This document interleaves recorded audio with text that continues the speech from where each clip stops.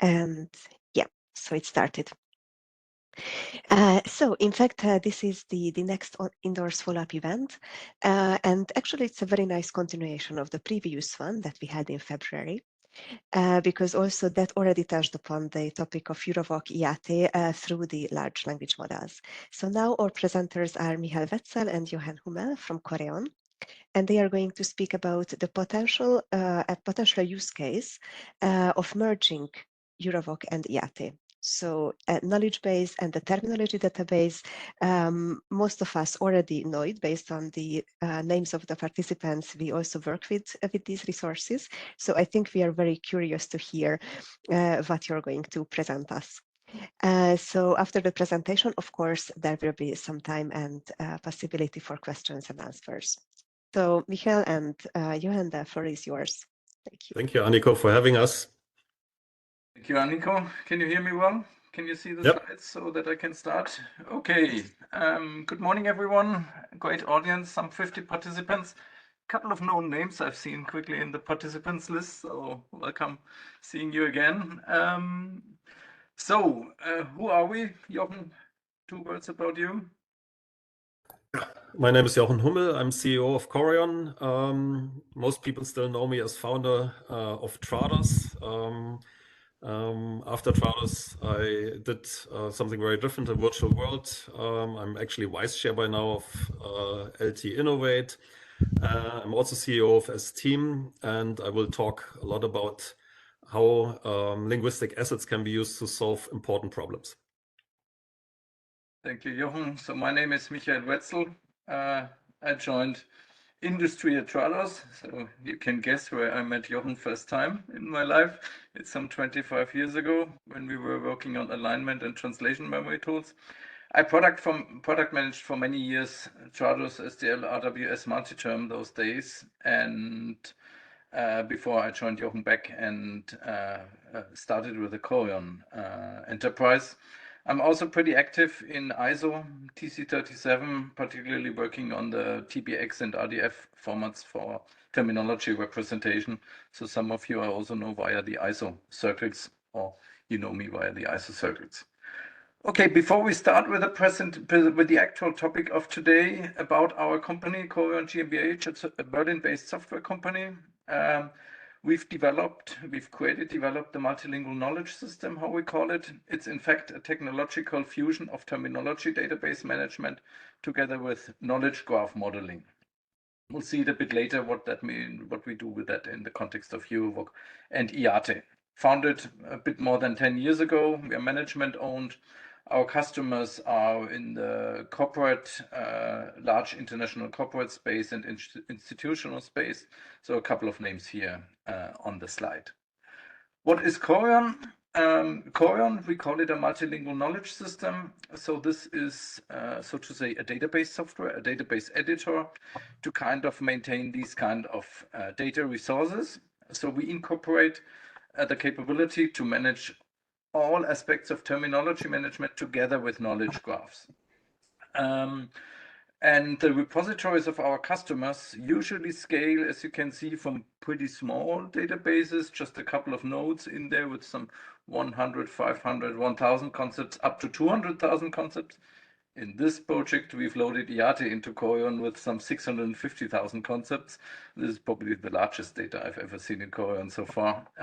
It's operated as a software SaaS solution, hosted in German data centers for our customers. No much details about Coreon here. That would be a separate session. We will talk about EuroVoc and IATE. So what will we talk about today here? Namely merging terminology and knowledge. And I think we suggest to schedule or to separate today's session a bit in, say, 3 sections. The first section is, I will explain a bit in detail how we brought these 2 resources together. And then I will illustrate a bit the results, how it looks like, what this means, how can we touch this, how does this look and feel. And then in the second set, Jochen will pivot this and will interpret this a bit for how to apply use cases when we have the data prepared like that. And then we close with hopefully an inspiring discussion and a bit of outlook, what could be next steps when doing so. So that's a bit the agenda. So I will now report a bit about what we've, say, done in this experiment. Okay, probably most of you know what EuroVoc is. I have 2 slides on both of the data sets we looked at. EuroVoc, it's managed, curated by the Publications Office, multilingual, multidisciplinary. Today, some 7,500 nodes, concepts in there. By the way, the data sets that we had here for experimenting, they both date from, say, late November, early December last year. Probably not the absolutely latest data set that is getting published by the Publications Office and by the Translation Center, but pretty recent data sets that we looked at. So this is EuroVoc. Here we have 2 screenshots from 2 examples from EuroVoc. You're probably all familiar with the user interface hosted by the Publications Office on Workbench, probably. 2 records or 2 nodes there.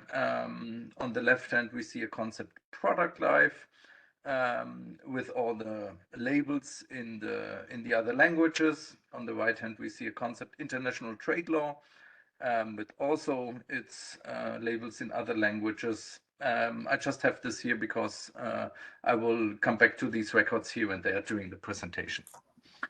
I think nothing, I don't have to explain too much about EuroVoc here at this point in time. Similar, IATE, the large terminology database of the European Unit administered by the Translation Center. It contains 670,000 concepts, covering altogether today probably some 7 million terms in all the EU languages. And also for IATE, I have a sample screenshot here. I'm here on a record aggressive text planning. In the preparation, by the way, for this presentation, we focused a bit on the domains of finance, law, and these things. So a bit of these domains where we looked a bit at the data when I made the screenshots here for the presentation. Maybe one note already here, when we compare these 2 screenshots, the screenshots from EuroVoc, the screenshots from IATE, we see that obviously EuroVoc mainly contains the labels and the relations between the nodes, whereas IATE contains a lot of descriptive additional terminological information. Definition, nodes, who is owning it, where does it come from, do we have a reference, where the term has been mentioned, typical terminological aspects when dealing with terminology. Good. So in fact, EuroVoc and IATE, they are kind of, maybe say, complementary resources. EuroVoc is used for indexing, kind of a metadata vocabulary. That's also why it's probably called EuroVoc. Metadata vocabulary for the EU publications and all kind of texts. We can read it or can see it a bit as a hierarchical top-level taxonomy for all what is going on in the European Union. Technologically, we can say it's a knowledge graph because it relates things and nodes to each other. And then on the other hand, or complementary to it, we have IATE, used for translation, any variant or any aspect of multilingual text work. This is very large, very detailed language resource, and I said here probably covers more or less all things ever dealt with by EU. I guess so.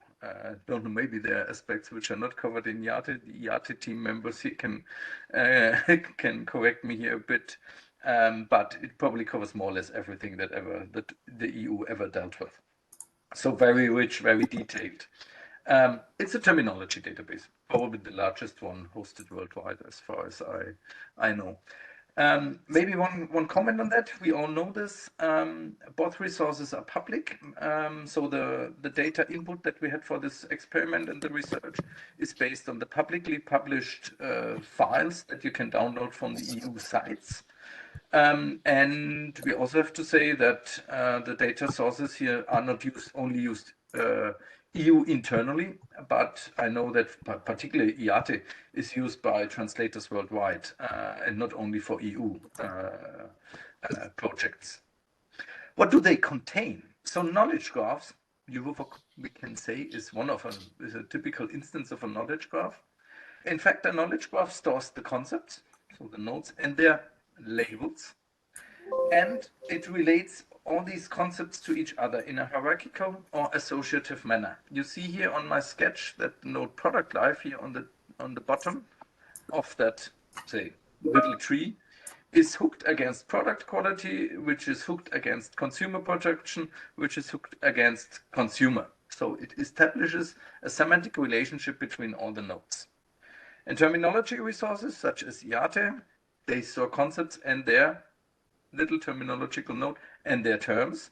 That's one of the very interesting observations I'm running into again and again. In the knowledge graphs, we often talk about labels, whereas in terminology databases, obviously we talk about terms, but in principle, both represent human language representations of a given concept.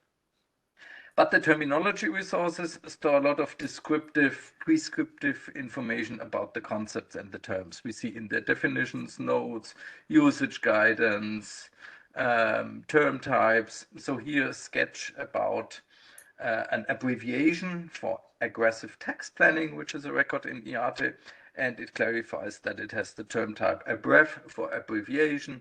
It has a reliability code, 3-star here. The owner of that, say, abbreviation term or concept is Concilium. So we have a lot of descriptive and additional metadata about the terms and the concepts in the terminology database. We can say generally that the knowledge graphs, such as EuroVoc, they make the semantics pretty explicit. So we have explicit technically stored relations between concepts, but the linguistic aspect is not so in focus. We have all the labels in there, maybe we have a bit synonyms in there. They are usually multilingual, yes, but all the linguistic information is not in there. Whereas terminology resources, and that not only applies to IATE, but the terminology resources cover, we can say, everything which deals with the linguistic aspects, but they neglect, a bit careful to read here, but they neglect the semantic information. Semantic information in terminology databases is often a bit, say, hidden in the definition in free text. You say, this is a something like that or so. And maybe we have a bit of metadata around, but the semantics, what does it mean, is not explicitly stored in there. So kind of a bit hidden. So the idea of the whole project, and not only for this presentation, but we did this for customer projects, is what would happen, or how can we achieve that we basically hook all the IATE concepts. You see the IATE concepts here on the right hand of the screen, hook them into this very structured knowledge graph, or this very structured taxonomy of EuroVoc. So we take the one IATE node and hook it there. We take the next IATE concept, hook it there. We take the third IATE concept, hook it there, etc., etc. And in principle, if the information is given, we do this with all the IATE concepts, 650,000, and hook them all underneath the kind of the top level EuroVoc taxonomy to, in fact, achieve or come to a unified system, so that we are not having in one database two separate data sets, but that we have this unified in one large, linguistically then pretty rich knowledge graph. It's linguistically rich because all the IATE concepts have a lot of linguistic information, and it starts becoming a real knowledge graph because the EuroVoc taxonomy steers the semantics here. So that was the idea. So how do we get there? So is there already a link between IATE and EuroVoc, between EuroVoc and IATE? Yes and no. So as said, we were relying on the publicly available data downloadable via the EU sites. Maybe in the internal databases, there is a bit more information available. We were working with that, what is available with the software, with the code files, with the data files that you can download. So in principle, everyone here can redo this, what we've done with the data. So we looked in the EuroVoc data, and in the SCOS files of EuroVoc, there is no mentioning of which IATE concepts could be affected by that. But on the other hand, the IATE concepts, the IATE team here in the call certainly know this, are aware of, have pointers to EuroVoc records in each of the IATE concepts. I think it's almost in each of them. So can we leverage this? And how do we do this? Because here on the right hand is an IATE entry about the one I've mentioned already, aggressive text planning.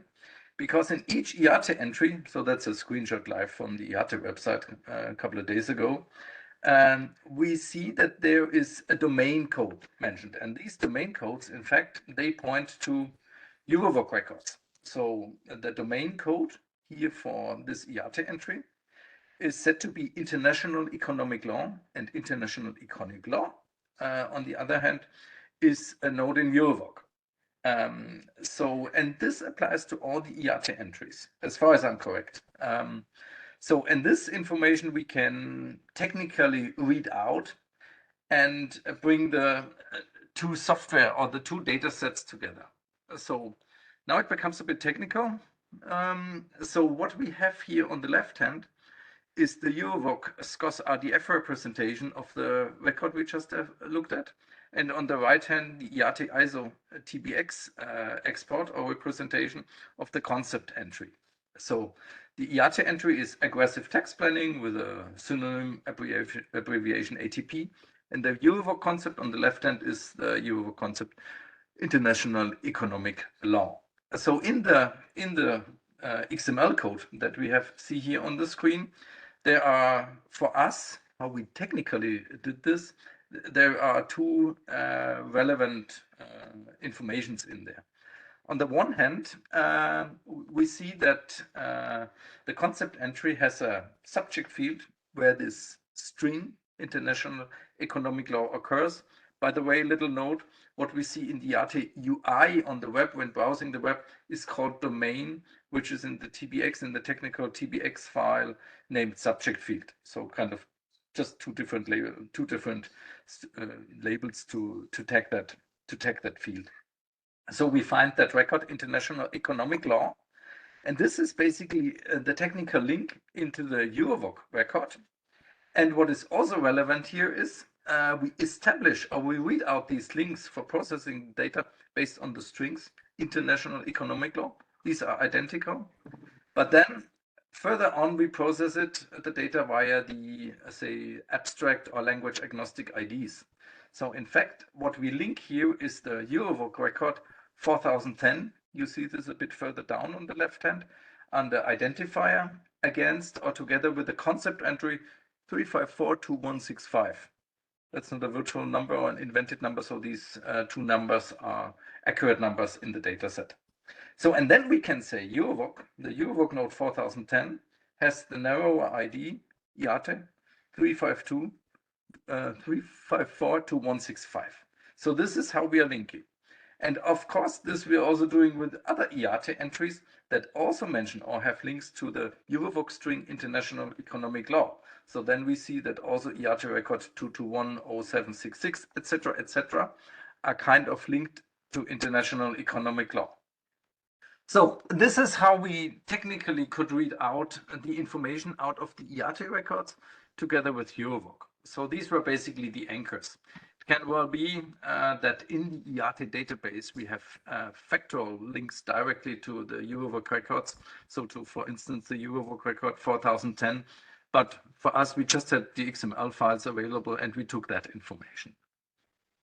Okay, so, and this we've done with whole EuroVoc, whole IATE. So what we've technically done, obviously, we converted the EuroVoc SCOS RDF data into Coreon XML. We've converted the 650,000 IATE TBX concept entries into Coreon XML, and we've linked them.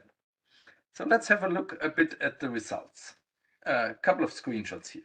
So this is how it looks like in the UI of Coreon here, indeed, where we have both in one. So we see here basically a bit the tree. The tree is determined by the EuroVoc information. And we see that the IATE records are hooked into the EuroVoc nodes. So one for the ones, probably many of you never seen Coreon before, one important side note or aspect here, what you see here on the screen, you see a little difference between the nodes here. One have a single circle, some have a triple circle. So with the triple circles, we indicate that this is a EuroVoc node, so kind of a a classificatory node for all its children nodes. And when we have a single circle, then it means this is an IATE concept. This is just a visual kind of indicator that the IATE concept, regulatory autonomy, or that this node regulatory autonomy is an IATE concept, whereas international economic law is a node coming from EuroVoc. So now we are looking just at the knowledge graph here, where we have the IATE concepts hooked into EuroVoc.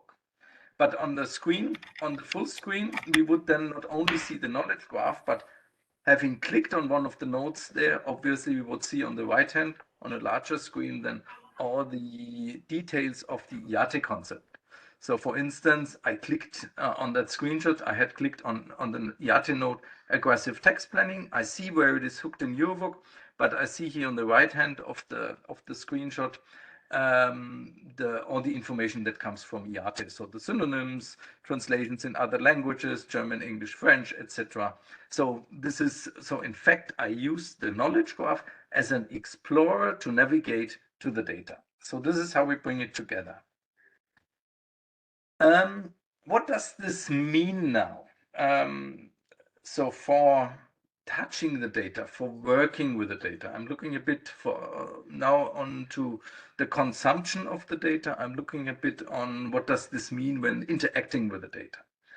So the first aspect, obviously, which is, well, no surprise, but which is expected, is that concepts that are semantically close to each other are now also visually close to each other and technically. So this, what we see here on the screen, is also readable by machines. So the whole activity is both for humans and machines. So for instance, I'm on the EuroVoc node product life, and I see as its children nodes now the IATE records. They are now all close to each other. So these are all the IATE concepts that say deal with product life.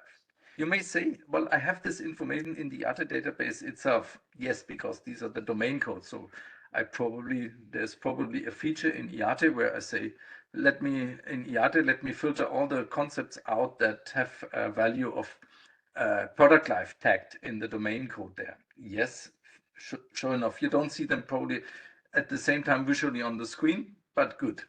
But through the knowledge graph, so let's assume we walk up in EuroVoc and walk a bit along the graph. We would then see that not only all the concepts directly underneath product life have something in common, but I may step, say, one node up and then go down again.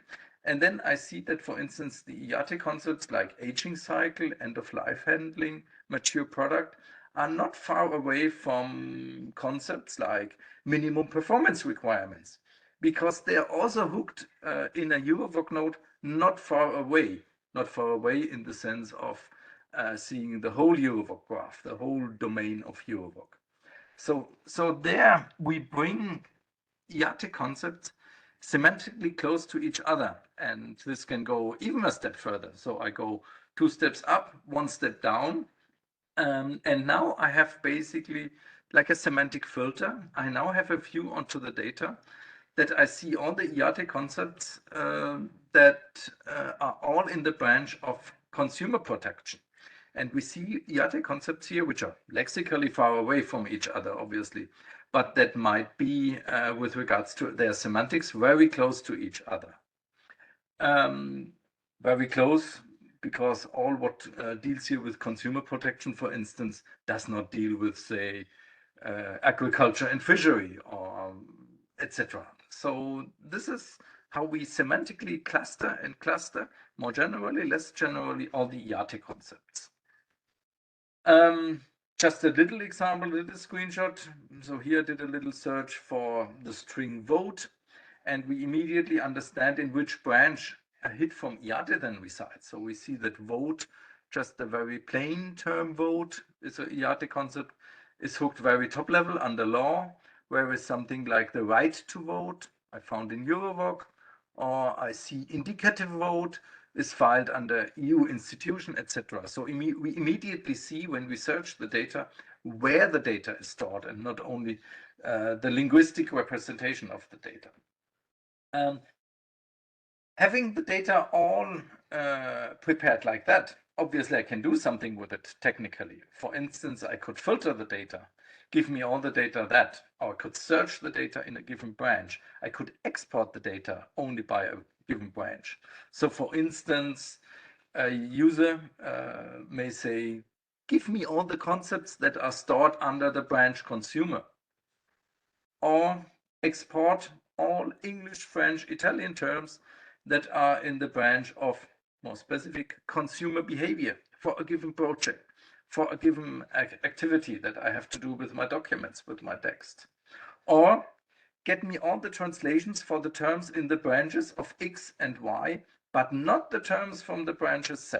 This is actually a feature or a behavior that we are already using in other projects we are doing together with the S-team. Jochen Hummel will have a couple of words on that, what we're doing there. So I have basically a semantic filter to narrow the EuroVoc, respectively the IATE concepts, by the branch of EuroVoc.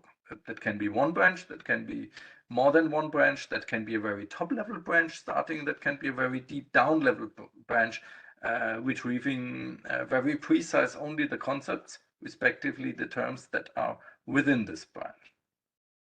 Well, last but not least, EuroVoc is given in all languages. IATE is covering all of the EU languages.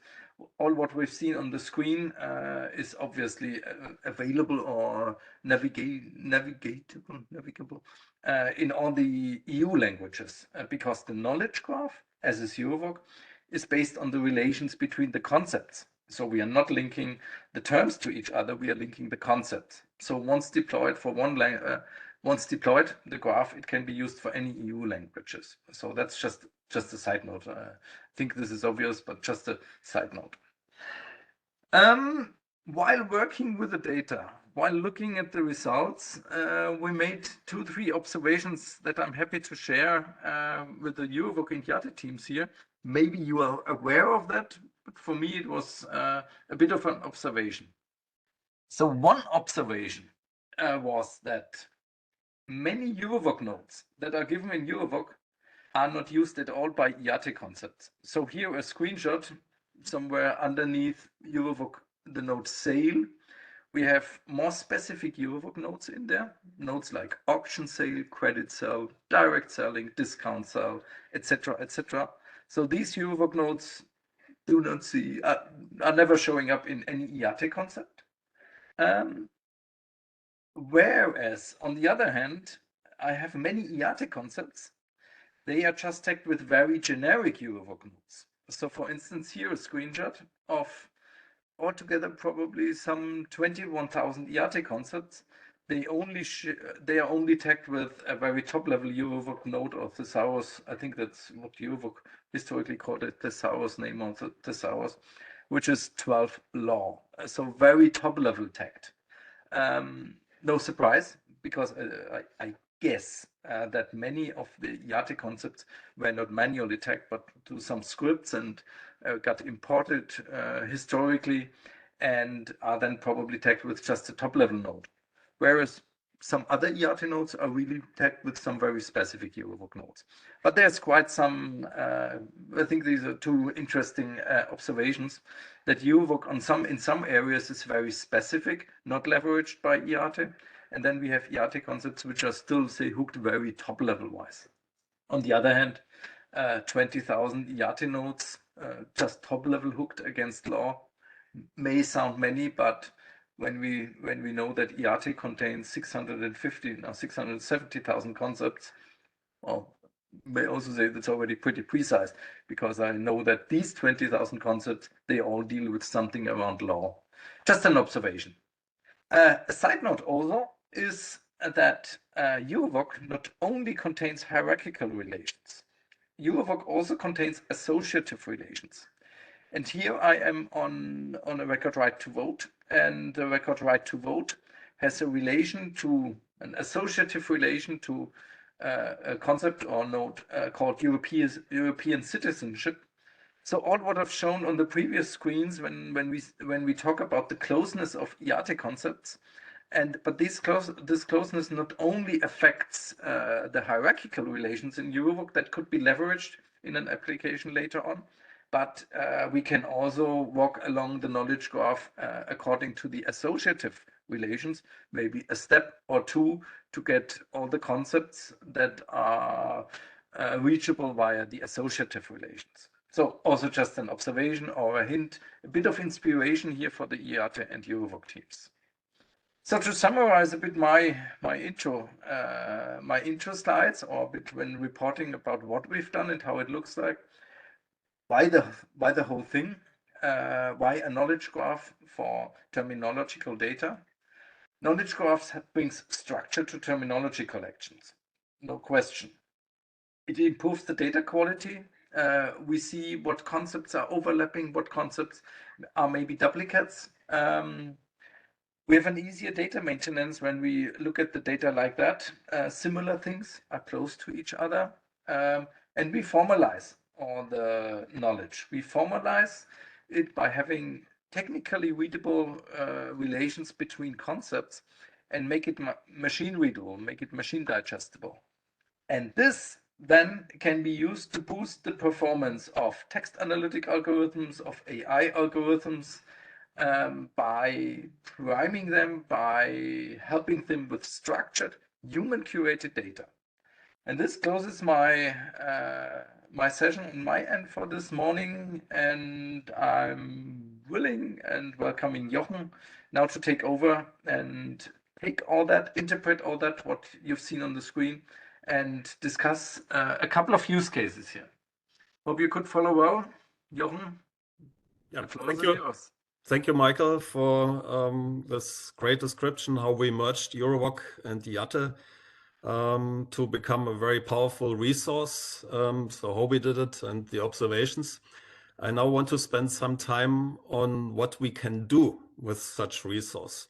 So the use cases and the usage. And I mean, the EuroVoc is in a way a classification system. It's a taxonomy which describes everything the EU is doing. And by merging it with IATE, we are also adding all the terms which are expressing this. So this allows us to classify textual data, and you would be surprised how many problems can actually be reduced to a classification problem. If I have the capability to classify documents, paragraphs, pieces of content, and do this in any language, I have a very, very powerful tool at hand, and I will show a bit what we are doing with this. So before we talk about this, let's take a step back and look a bit into common classification methods. Obviously, classification, because it's such a powerful tool, is nothing new, and there are different approaches how to do that. One approach is, of course, to look into keywords, which is pretty straightforward, also used in search. But it struggles, of course, with synonyms, polysemy, cultural context variations, and obviously multilingual. And we see this later in search. If you search for an English term, you won't find German context. You can, of course, train classifiers, so that's a very proven machine learning approach, but it requires extensive annotated data sets in each language, which are hard to come by, expensive to produce, and often biased.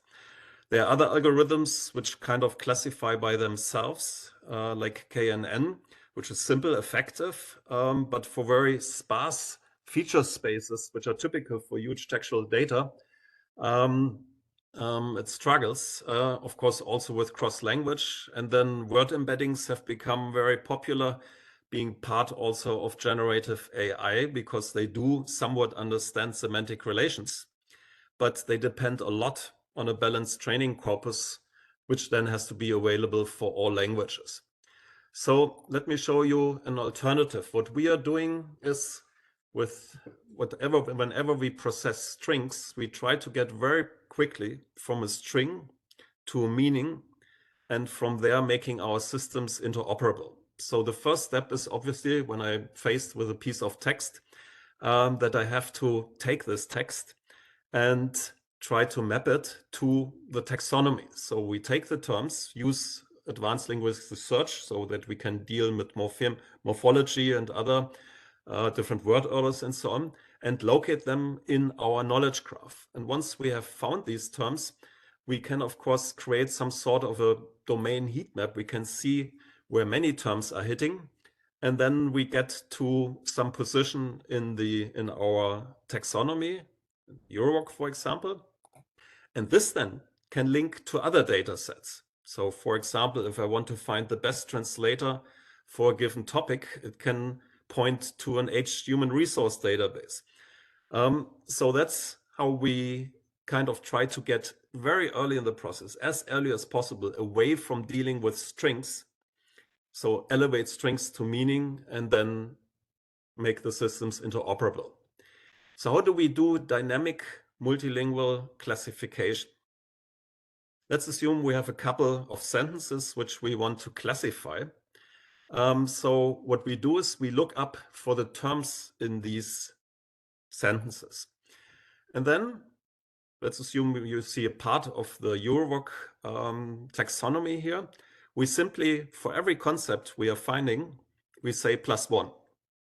But what we also do is we also go and make a plus something for the parent nodes. And of course, if you would set +1 for everything, in the end, everything would fall to the root. No, while bubbling up, we dilute the value, and that's a parameter we can set depending on where you want to sit in the taxonomy. So here it's 0.2. So the parent node, the next becomes 0.8, the next 0.6, 0.4, and so on. So this we do recursively and sentence by sentence. And as you can see, in the end, then the result is that it's not necessarily the term which we found as such, but sometimes by leveraging and by counting and bubbling up the values, we also find then a position in the taxonomy which actually as such has never occurred in the text. So with this way, we can dynamically classify content, text, and figure out, well, what are they actually talking about? What is the main topic or the main topics? So how do we make use of this? Well, one use is for translation. And what we are using is a concept we're using very successfully is the language factory, which is really revolutionizing the way and improving the way how translation is done. And let me quickly talk you through how the language factory works. We have a piece of source text. And basically what we have done is we have, and that sounds a bit special because many people know me as having played, let's say, a kind of important role for making translation memory the workhorse of the translation industry. But for years, I'm saying that translation memory should be sunset. The translation memory actually comes with quite some problems. And of course, somehow the translation memory, the recycling paradigm has to be merged with the machine translation paradigm because machine translation is getting better and better. So the big problem with translation memory is that it recycles sentence out of context. That's also the reason why customers still have to pay for 100% matches, although they're identical. Since they're out of context, they might be wrong. So instead of using segment-based translation memories, what we are using is what we call content recycling. So we're not recycling segments, out of context segments, but we are recycling pieces of content in variable granularity. And obviously, the longer the chunk is I can recycle, the better the quality is and the more I can lock it and take it as such because I'm safely recycling content. Everything which could not be content recycled, I then push through machine translation, for example, e-translation, which is getting better and better. And after this, I have a fully translated document. But unfortunately, machine translation is not perfect. It does make errors. Some of these errors are pretty embarrassing. So what we are doing then is we take these machine translations and annotate them with the terms we have found in our multilingual knowledge system. In this case, the EuroVoc IATE merged resource. And then we're using generative AI to correct the machine translation, because so far it has been very difficult to feed terminology into neural machine translation. Commercial systems do have features like providing terminology lists, but that's always an afterburner. And of course, the terminology lists you feed in, how do you know whether they are relevant for this specific sentence? Then we do a quality estimation. It's just another AI which tries to estimate the quality, and if the quality is good enough, so fit for purpose, you're kind of done with the project. If not, well, then a human has to revise it. But this human can be more of a subject matter expert than actually a translator. And of course, also that human should be supported by the EuroVoc IATE resource. In the end, you update the linguistic assets. This workflow comes with some very important key innovations. So you have content recycling, which replaces the segment-based one-to-one source target translation memory. It allows safe recycling and variable granularity. And also another problem, translation memories are basically unmaintainable. So they get dusty and the data gets dirty with the time, to a point that often customers say everything which is older than 5 years we delete. A content repository is very easy to maintain. Then we identify domain-specific terminology. We do find relevant similar content and use these two to prompt generative AI to correct the machine translation. And you can already see where the classification comes into play. We use just another AI to judge the translation quality. And we constantly train the model with every human revision cycle. And then we do rather revision instead of translation, and we use subject matter experts instead of linguists. So in this workflow, we have to answer quite a few questions. So if you recycle content, what content do you recycle? If you do not have a one-to-one translation memory where every source language has one target equivalent, in our database, a source sentence might appear 100 times or 1,000 times. And so which of these entry points we're then using to find the relevant content? Then neural machine translation systems are often trained on specific topics. So where do we find the translations to train the NMT for a specific topic? And if we have different machine translation engines, which one is the right to pick for a given piece of content? The terms, are they correct or wrong? A term can occur many times. So which term is the right one in context? If there are different style rules, which style rules to apply? How do we find quality fit for purpose? And then in the end, with the expert in the loop, who's the best expert for the given piece of text? And if this expert is not available, who is the second best? All these questions can be answered by the EuroVoc IATE multilingual knowledge system. Coreon classifies linguistic assets, so the content, but also human resources, workflow rules, and whole projects in a unified system, which, since it's taxonomy, it's expandable, dynamic, and provides fallback paths. So when we look for a piece of content or terminology for a given domain and we don't find anything, well, then we broaden the search scope, as Michael has shown before, by just going a level up. And if we don't find anything there, we go another level up. So we can dynamically broaden or narrowing the search space to find the best content. And you might say, okay, translation, that's expensive, and in the EU, of course, a pretty important activity, but still, it's a very specialized, niched activity. But look at content creation. Every white-collar worker is creating content. This presentation I've put together is content. The emails around and the posts we put on LinkedIn and so on. And we constantly create content.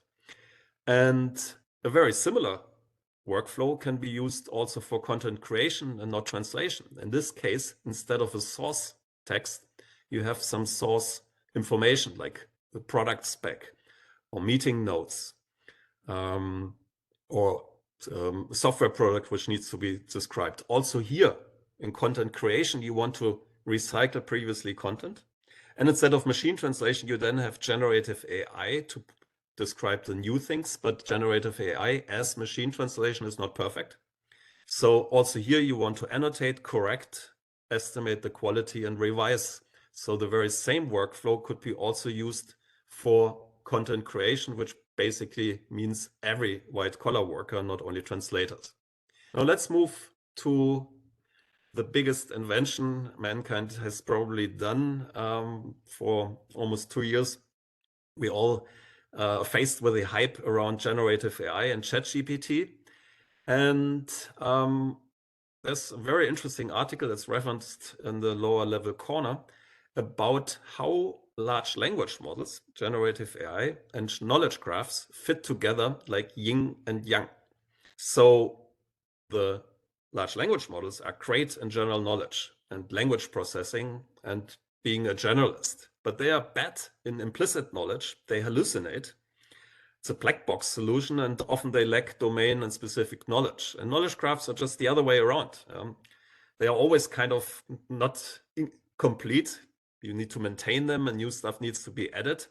They lack language understanding, and they cannot deal with unseen facts, but they provide structural, curated knowledge. They're accurate, they're decisive, they have domain-specific knowledge, and kind of fit to all the downsides of a large language model. So for example, this big problem of hallucination, which is always put forward, where people say, oh, we cannot use generative AI because the system is hallucinating, and hopefully the next version will fix it and our model fixes hallucination. Well, I mean, hallucination is actually not a bug, but it's a feature of generative AI, because if it wouldn't hallucinate, it wouldn't create compelling content. So we humans, by the way, we also hallucinate, and that's how we come up with new ideas. But you need somebody who's filtering the good ideas from the garbage. So a knowledge graph can help a lot. So a knowledge graph can add facts which are stored to the input.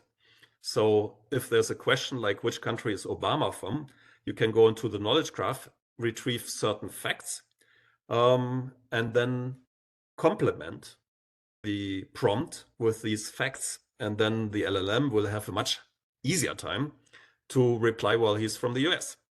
Also, that information can then be back propagated into the system.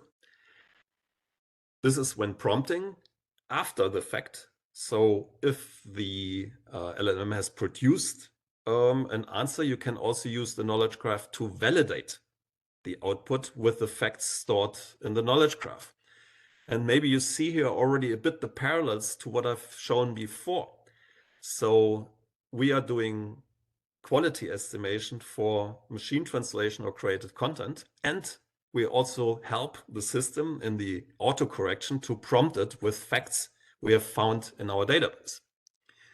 So every knowledge worker is currently faced with requests coming from their management and from their board. Everybody tries to figure out, well, how can we deploy generative AI? We have to do something with this. I read it everywhere. It's the greatest thing. How do we work with it? How do we do it? How do we make better use of our vast textual databases?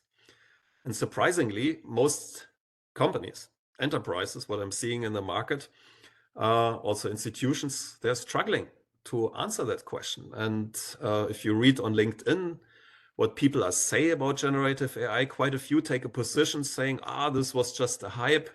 In productive environments, it doesn't really work. It's hallucinating, blah, blah, blah, blah, blah, blah, blah. CIO of a very big bank, American bank, even went out with a statement that they tested it for 40 or 50 use cases, and none of them worked. And so we cannot use it. And at the same time, I bet you that probably 3/4 of the employees are using generative AI every day to write their reports, summarize their reports, and so on. So it has become a bit a $1 million question. How do we deploy generative AI to make better use of our textual database? And what I'm seeing with customers, there are different approaches. So one approach is, well, we have to train our LLM. So you have a question. In our case, In the case of the European Union, of course, textual databases are always multilingual, but it's also true for any international company. So I have a question. In this case, I will just assume a Czech question. And then I'm prompting the generative AI, the LLM, which we have trained at a given date with the data we have in our textual database. And then it produces an answer. So that's what many project managers try to do. The problem with this approach is that for most languages, there's simply too little content to properly train an LLM. And even the EU with their gigantic databases, I guess for most languages, there's just not enough. Particularly, there's not enough to develop general language skills. And also, the training an LLM is quite an effort. And you multiply the effort by languages you want to support. Then there is no cross-language leverage. And obviously, you get a very inconsistent performance per language. In most cases, English is the biggest chunk of data, so this works well. And then maybe second-tier languages like Spanish or German, also kind of okay.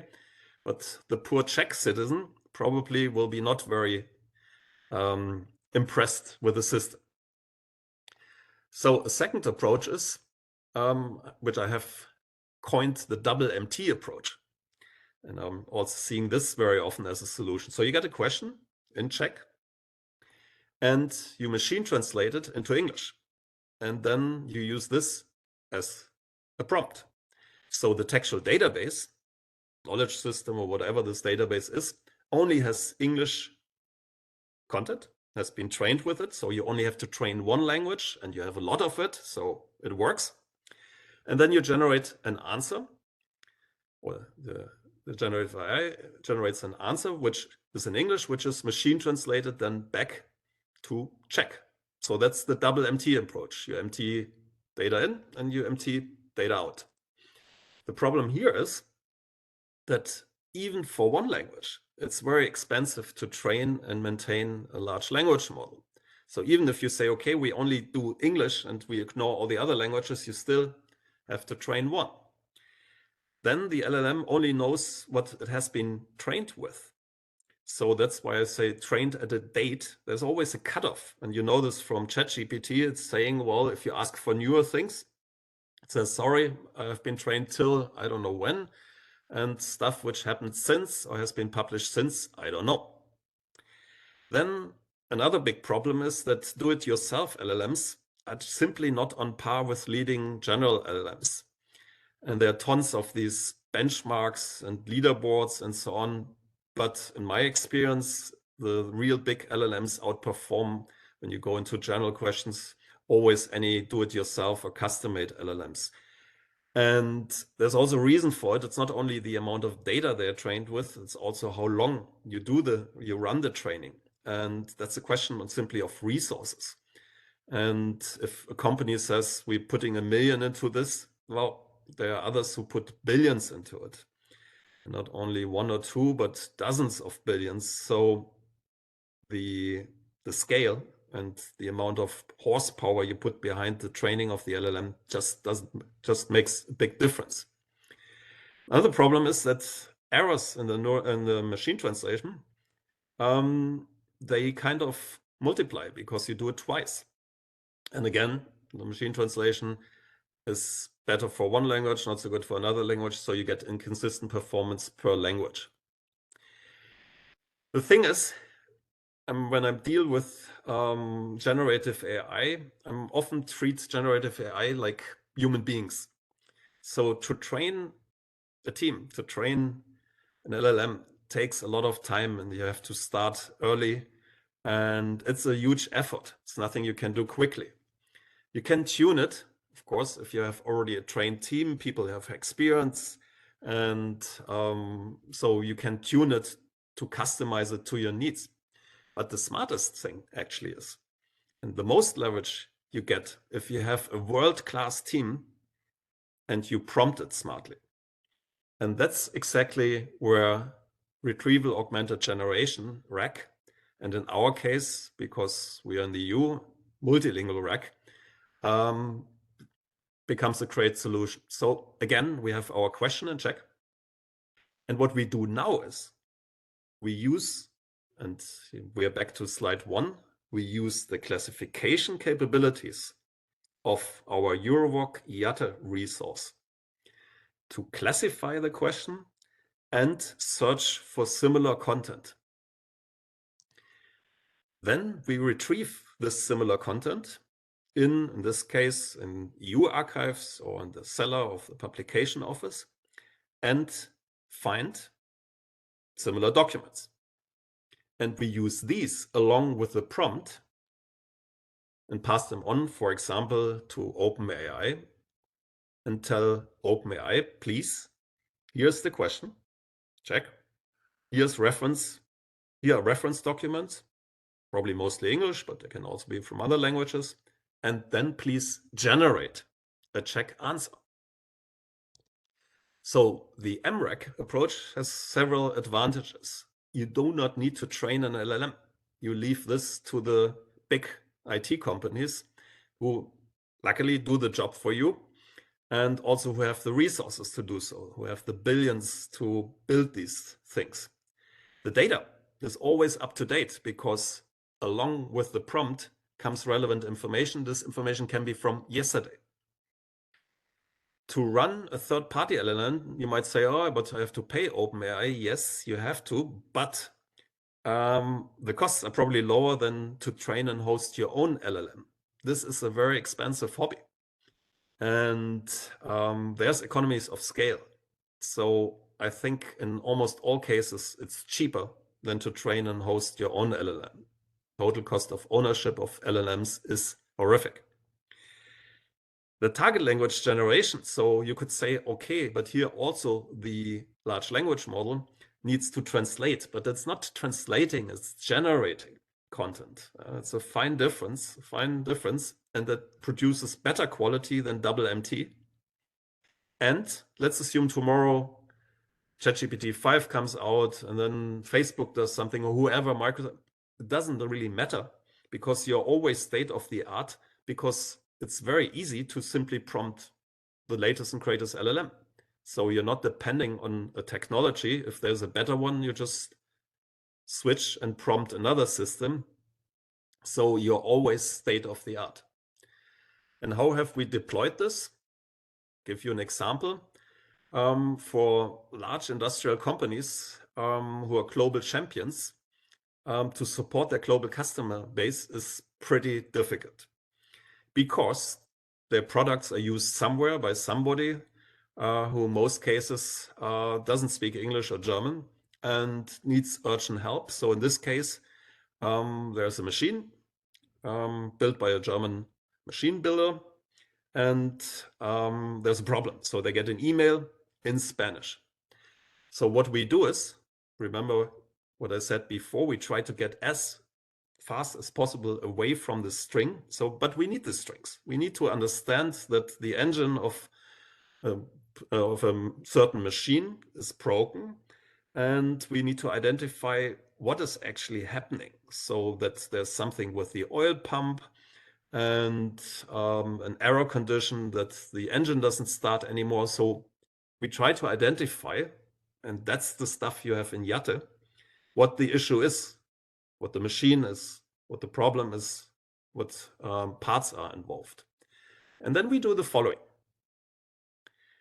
We take these terms which we have found and we look for similar content. In this case, previously solved support tickets. And in this case, some German questions we have in our knowledge base and their answers. And then we prompt ChatGPT, in this case, OpenAI, with the customer problem. And now look at the following. We have a prompt, which is in English. We say, assume the role of a service technician working for a company, reply in German and Spanish to the following Spanish technical inquiry based on the previously provided support ticket, and mention the spare parts to be ordered. And then después de que hayamos emplazado el tapón del traje de aceite, and so on. So we have a true multilingual prompt here. We were feeding it with German solved problems. We prompt it in English and give it a Spanish question. And then it replies immediately and gives us a reply in Spanish and a reply in German for further workflow, further processing. But the interesting thing is that it has included in the reply the spare part, which needs to be ordered, which could then link to, let's say, an offer where they could immediately see how much the spare part costs, how fast the spare part can be delivered, and maybe click and order it right away. And obviously, ChatGPT has never seen that spare part number, but takes it from the context. So that's, of course, and you see this immediately, that's, of course, revolutionizing customer support. And it works in any languages as long as you have the capability to map the Spanish email to your German knowledge system, to your content.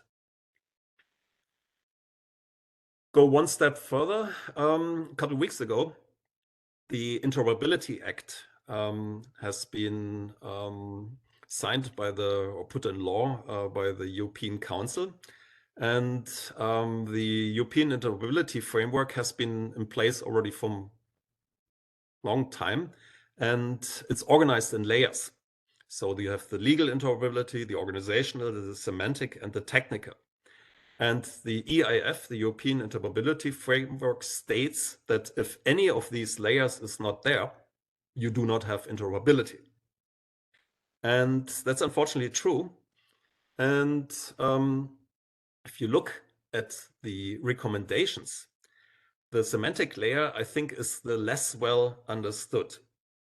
And actually, I'm following this already for years. I've noticed that the EU has toned down the requirements on the semantic interoperability because it said before that the semantic interoperability means that the information exchanged is understood by all stakeholders.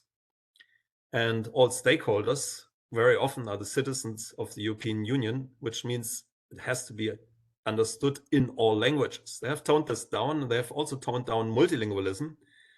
Before the requirement was that multilingualism has to be part of the underlying data architecture. Now they say needs to be carefully considered when designing them. So the requirements are diluted, and which is bad. But the reason for this is probably so far nobody has managed to deliver on the requirements of the semantic interoperability, because in almost all systems, when you go and search, you have simple keyword search. So if I have a database which primarily has English content and I search with German terms, I find nothing. But even if I look with English terms, if I use the wrong keyword, I either get nothing, and you all know this from these databases, nothing found, or I get page 1 of 265 pages, which is the same as found nothing. So in most cases, these databases, which are supposed to be used by all stakeholders, actually don't deliver what they are supposed to do. The semantic interoperability is not there, i.e. we have no interoperability. So let me show you how the EuroVoc IATE resource could be used to solve this problem and to enable cross-language search. So we have a piece of text, and instead of building an index over keywords, how normal databases work, I rather take the text as I've shown before. I go from string to meaning, I map it into the EuroVoc IATE multilingual knowledge system, and my index is not built on keywords, but I use the concept ID to build the index. So obviously what happens is when I then search, I do the same with the search string. And then it doesn't matter in which language I'm putting my question, because the German term, the Spanish term, the Czech term, they all map to the same concept. And the index is not on the terms, not on the surface, not on the string, but on the meaning, which means I can search with the German term and find English content. But on top of this, So what do I do with this typical situation? Page 1 of 260. Well, since I have a knowledge graph, I can visualize the result not only as an endless long list, which is equal to not found, but I can visualize it as a knowledge graph. And I can say, this category, I have so many hits on this and that category. You saw the example before Michael had when he was looking for vote. You can see where the vote appears, what you actually want. You can also use even more modern ways of search visualization. You can use a tech cloud or so. So even on Amazon, when I search for, let's say, iPad, I get iPad books, iPad covers, iPad cables, and so on and so on. Even on these systems, it's very hard to find something. With this combined semantic and linguistic resource, I would solve 2 problems and more search problems and would finally deliver on the requirements of the semantic layer. So to summarize, what we have built is not only a resource for translators or people who archive and curate knowledge. No, it's an information infrastructure for your unstructured data, which is easily half of the data you're dealing with. It's language agnostic. So what it does is it has the requirement of the EIF built in. It works in any language to any language. The classification is precise, but it's also dynamic, and it can be wider, narrower, and even support associated links. It does automate the content creation and content translation. And the content creation is what every white-collar worker spends, I don't know how much percentage of their time on. It allows cross-language and semantic search. It enables generative AI, all these arguments which are put forward why this generative AI project doesn't really work well. Well, they are fixed with this. And it delivers on the semantic layer of the EIF. Thank you. Thank you, Jochen. Thank you very much, both of you, for this presentation. And now we would like to open the floor for questions and comments from the audience. So if you have any questions, then please just, yeah, you can even start talking or raise your hand, and you can also put it in the chat. Mihai.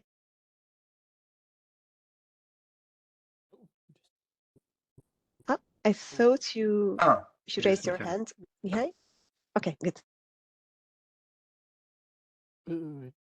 Yeah, do you hear me? Yes. We do. Yeah. Hi. Okay. Good morning, Michael. Okay. Morning. So, you know, I will come back to the original discussion of integration EuroVoc with IATE. And, you know, I wanted to discuss an element that is really of importance, a big importance for our own reference data team at OP. You know, we have this long-term plan to integrate EuroVoc with IATE, but in a kind of a different way, probably, because our own need is about maintaining EuroVoc, and actually not only EuroVoc, some other data sets as well, other vocabularies. And what I mean by this, it's about using IATE as a source of information, because actually IATE is a big source of information, but how to use it, it's kind of still tricky, because it's about quality aspects that need to be considered when you want to transfer that information in a controlled vocabulary. So do you think there is a potential to do that, to use IATE as a source for improving EuroVoc and other vocabularies? Can IATE serve this role?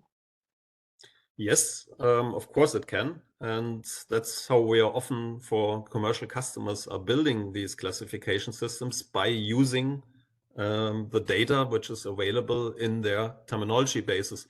And that's often terms which carry certain attributes or the definitions for the terms. Or what we also do is we build large word embedding models and then combine the terminology database with word embedding models built with content. But that's we do this once to then build a multilingual knowledge system from that point on. So if you then start to curate and maintain your resource, we work they both, the multilingual, so the people who add the translations and the people who maintain the knowledge, they work into one system. So the benefit is that very often we then replace terminology databases and knowledge systems, knowledge management systems with one. And both have huge advantages doing so, because for the linguists, it's way easier to add translations if they see the context, the knowledge context around. And all these problems of having doublets and not knowing where you are, entering wrong translations because you thought you're in a different context, most of these problems are solved. And the knowledge people immediately have the terminological richness and the linguistic layer at hand. So what you talk about is for us often a one-time thing to convert, to consolidate. But from that point on, our customers are then working with a combined resource, which makes the human work way easier. And of course, makes sure that there is an up-to-date resource available for all these use cases I have just explained. Thank you. Before we go to the next comment in the chat, I would also like to have a small comment from our side. So if I understood correctly in the beginning, you were mapping basically the labels, the preferred labels from EuroVoc, and then merged it to the IATE labels, right? Okay. Yes. Yeah. But as said, technically, maybe in the IATE database, in the system itself, not in the TBX export, you have direct links to the EuroVoc record already and not to the label. I took the label for experimenting, but technically, probably the IATE database has direct links to the actual EuroVoc ID, which in my sample was 4010, also to the unique EuroVoc ID, which would be technically a bit more reliable. But for say illustrating the idea, it was good for us. And factually, Jochen, don't know whether you've mentioned this. So that kind of resource, the EuroVoc plus IATE, we do use in customer projects as translation input in projects we do with the S team, the other company Jochen is CEO of. Yeah, so it works. It linguistically it works already fine for us. Yeah. Okay, and I also wanted to add that in fact also when editing EuroVoc, we are highly relying on IATE when building definitions, for example, but also in the labels and the linguistic variants. And even if it's not published, so you cannot find it in the RDF file, in the editing interface, we add editorial notes and we always add the IATE reference. So actually for the editors and for the working group of EuroVoc, we are always consulting. And in fact, even in the working group, we have representatives from IATE. So yeah. Nico, maybe I can ask you a question. I mean, since these are two different databases maintained by two different teams, as you have seen in our process, the link is done via string. Yes. And strings, of course, are not very well defined. So what happens if you at EuroVoc decide to rename a node? Exactly. Then exactly. So that's why, broken, because right? because it can happen, and that's why we always suggest that you rely on the identifier on the URI, because that always remains the same.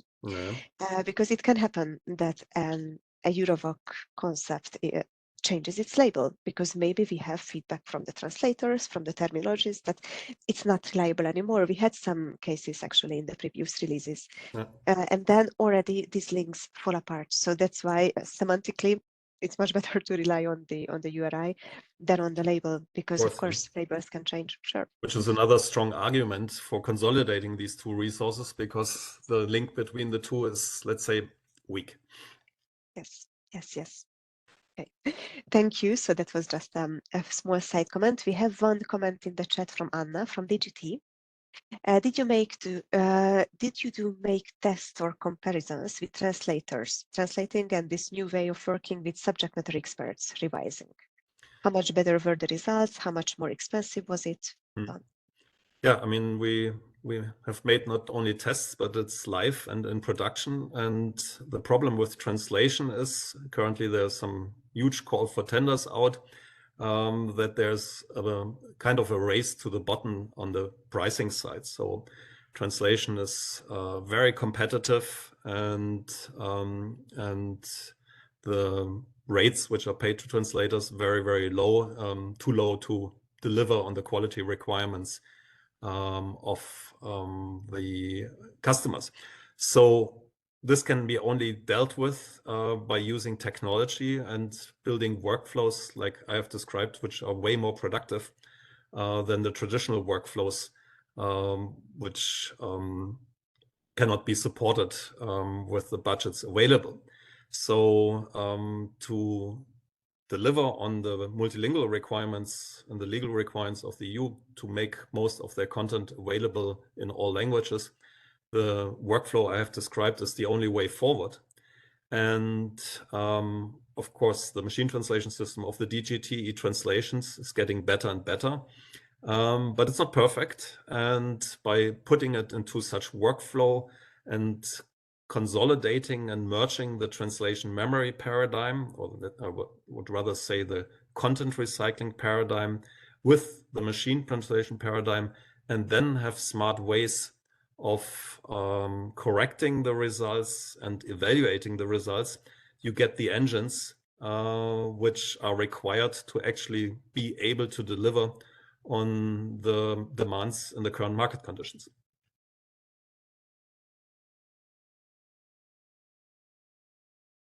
Okay, thank you. Are there any other comments or questions? If I may, Yep.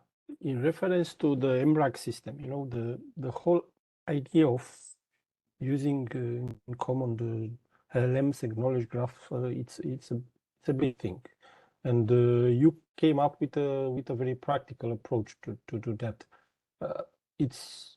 You presented a use case where that system was used for how to put it, to answer questions coming from the public. But what about supporting the internal activities in whatever organization, you know, for whatever things that are happening? In our case, developing vocabulary, and searching to serve purpose.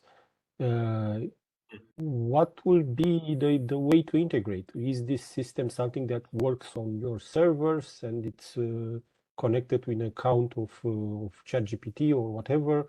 What it involves? Well, to build an MRAG system, what it involves is you have to have a base of content which you will use, which you want to use to provide context for a query, for a prompt. And so the commercial MRAG systems, mostly they use word embedding models to then, because the R in RAG stands for retrieval, so they use word embeddings to retrieve similar content. And that works fairly well, but it doesn't work well if you have very big databases and in a multilingual environment. So what is required then is that you have the multilingual knowledge system, let's say the EuroVoc IATE database or resource, and you ask that resource, what is the actually the subject we're talking about? And it using the algorithm I've shown, so it classifies the document based on the surface terms and the taxonomy, and returns then let's say the domain codes, or the most common or the most important subjects. You can raise it a bit, lower it a bit, and then you use these to retrieve in your database, which you want to use as a reference, the similar content. That can be done by any other system. And then you simply prompt the LLM with it. So plumbing this together is actually quite easy, as long as you have this multilingual knowledge system in place, because you can ask the multilingual knowledge system, and in case of Coreon, that's an existing API. Here's a piece of text. Give me the 3 most important domain codes or subject codes. You use these then as a key into your database, retrieve the most relevant context, and use this to prompt then whatever generative AI system you want to have. So building this is actually pretty straightforward, as long as you have such resource as the EuroVoc IATE merger at hand. And the great thing is it does it cross-language. So it doesn't matter whether the question is in Czech, Maltese, or Gaelic, it works.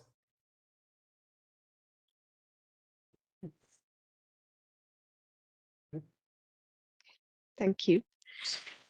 Okay, there is another question in the chat from Denis. You built one of your first slides on a one-to-one relation between an IATE entry and the EuroVoc concept. And what do you do when we have a 1-to-2 or even a 1-to-3 relation? Because that really happens. Yeah. I'll take on that, Jochen. In fact, we would hook it under various EuroVoc nodes, EuroVoc concepts. So let me take an example.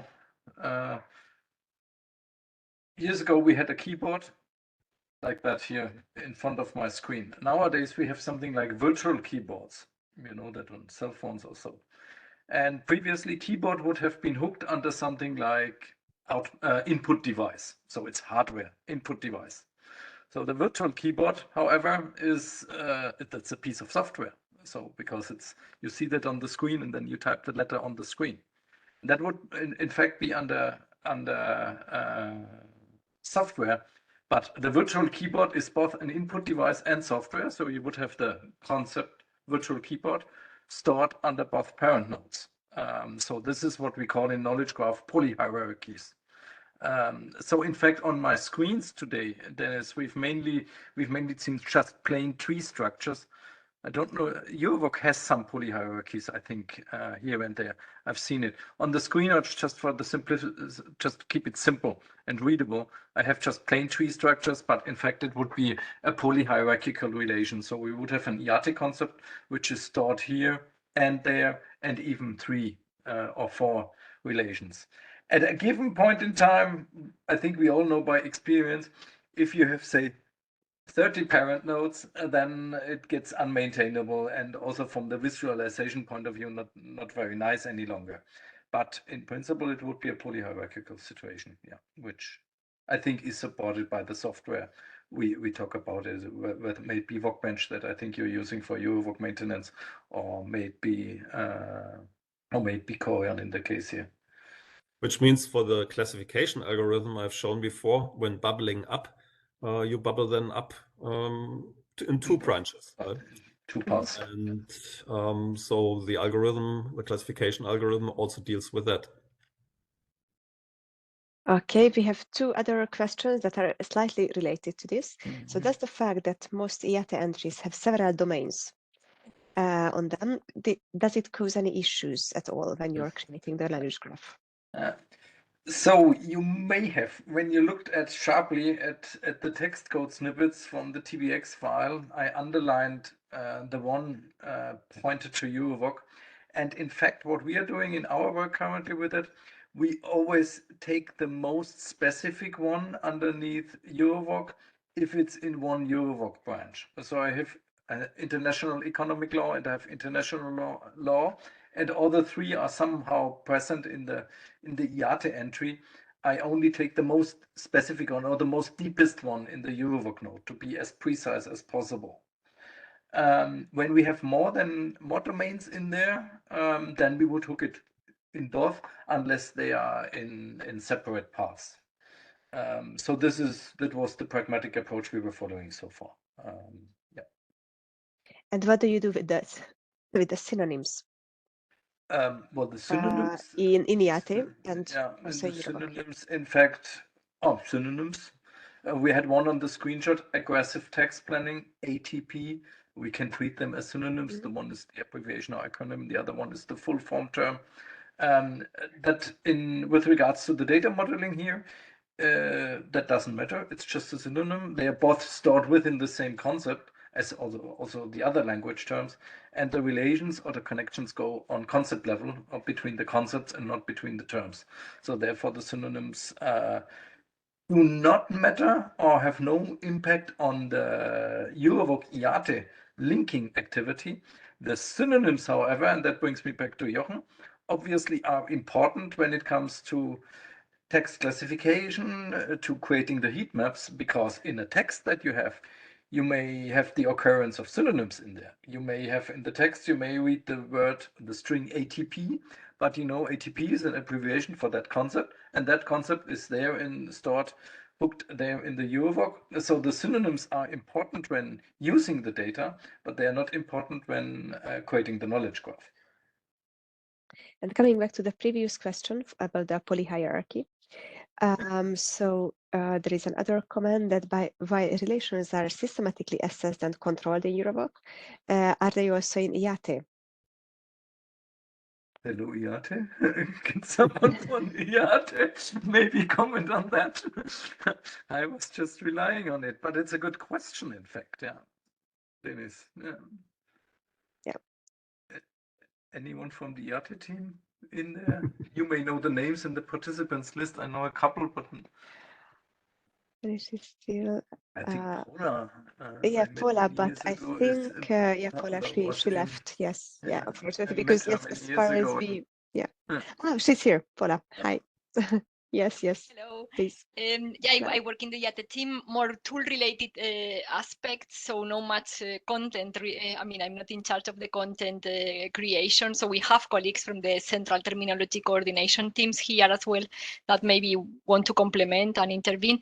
I would say the relations in IATE are assessed and controlled. They are humanly inserted. They are not automatically inserted, even if we are looking into that as well, some semi-automated support.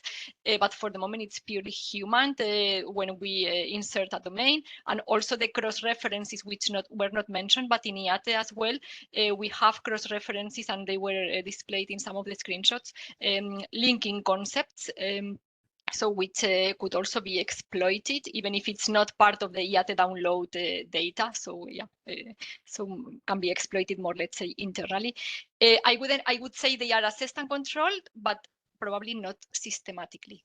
So as they are in EuroVoc, which is a much smaller resource with a very small editorial team. In IATE, we have hundreds of editors, if not thousands of editors. So even if we have common practices and approaches to how to manage content, at the end, yeah, when you have many editors, there is a certain aspect of subjectivity on everything and how you encode information, and especially as well which domains you insert in your concept, and which cross references, whether time allows as well. This is also an important thing. Sometimes you create content quickly and you don't develop into the cross references with other related concepts. So I hope this can maybe help to complement a bit the picture. Cool. Thank you very much indeed. Okay, thanks. Good. So we are at 11:30. There was only one more comment, so maybe we can still take that one. And no, actually there are two more. No, only one. Sorry. So that you talked about classifying the search query, but do you also foresee classifying the content, and how? Especially when it's not publicly available. You actually need to do both. You need to classify the search content, but also classify then the content which you want to use as reference, because then it becomes a key and it delivers the performance so that you very quickly in this gigantic database can retrieve the similar content. So yes, we do both. And there's a very last question about LLMs, which I would like to answer to by Michael. Indeed, the question is whether with the context windows of LLMs growing, whether you could feed the whole taxonomy into the LLM, or maybe in distant future, put way more, that you don't have to be that precise with your RAC, but you give it whole documents or whole databases. And we have experimented with it, but it's very hard to test and not so easy to set up. It's also costly because if you provide more content, you pay per input tokens. So it's also expensive. And for me, a good way to answer these questions is, as I said before, to treat open or an LLM like a human being. And if I give a human being a whole library to read and then answer a question or a whole textbook, probably the answer will be fuzzier than when I have identify the chapter in the textbook or even the the page which is dealing with the problem I'm talking about. So like a human being, I expect that RAC will be around for a long time, because you simply get a more precise answer when you have very precise reference material than if you have more general reference material. So even with the context windows growing and maybe the prices for input tokens going down, I think RAC will be with us for a long time.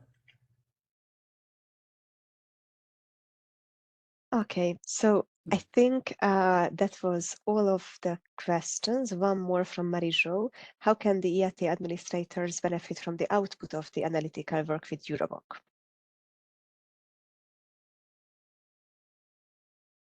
Michael? Well, that's a good follow-up question, in fact, and would probably a bit too big here for this group or for this session today. But what our research was also to a bit of inspiration for the EATE administrators.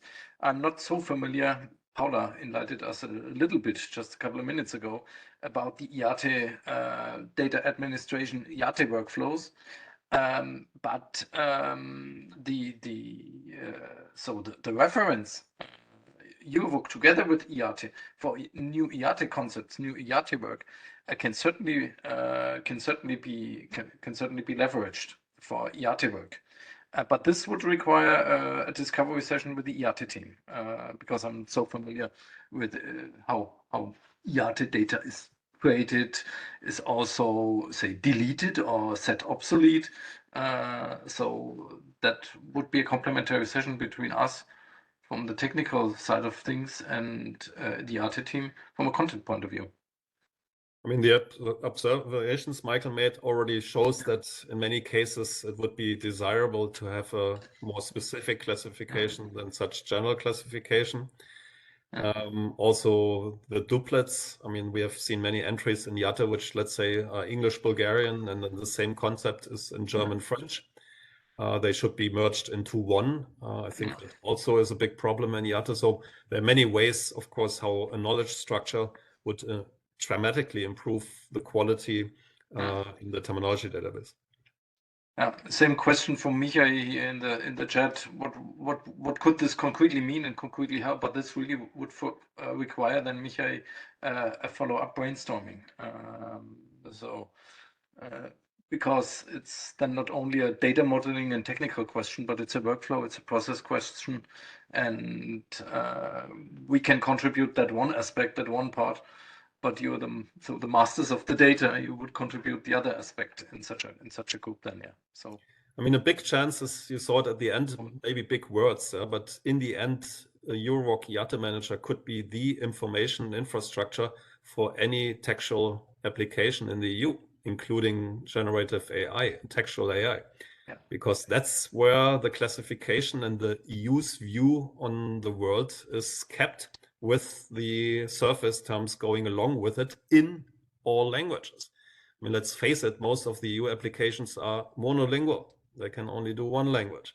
And here you have the resource to make them immediately multilingual. So the resource, which is currently in case of EATE only used for but primarily only used for translation, suddenly becomes the key information resource for content creation, and i.e. any application which deals with textual data. I mean, that's an incredible increase of use and importance, and would really revolutionize most of the applications which today, as I mentioned, are frustrating for the stakeholders to use, because if you search with a German term or Czech term, worse, you find nothing. Cool. So Okay. EATE follow-up meeting. This is good, Paula. Obviously, feel free to contact me or via Anniko, Michael. And same thing, Michael, Anniko. I think we also stay in touch and brainstorm a bit the discoveries and think about next steps here. Yeah. Yes, absolutely. Thank you very much, Michael, Jochen, for the very enlightening presentation, and also for all of the participants for attending today, and also for your comments and questions. So thank you. It was really relevant for our work, I think. And yeah, we are looking forward to the next steps. Thank you for having us. Super. Thank you. Thanks for organizing. Thank you, Anniko. Thank you, Michael. Talk to you soon. Bye-bye. Thank you very much. Thank you Talk very to you. much. Thank you. Thank you. Ciao.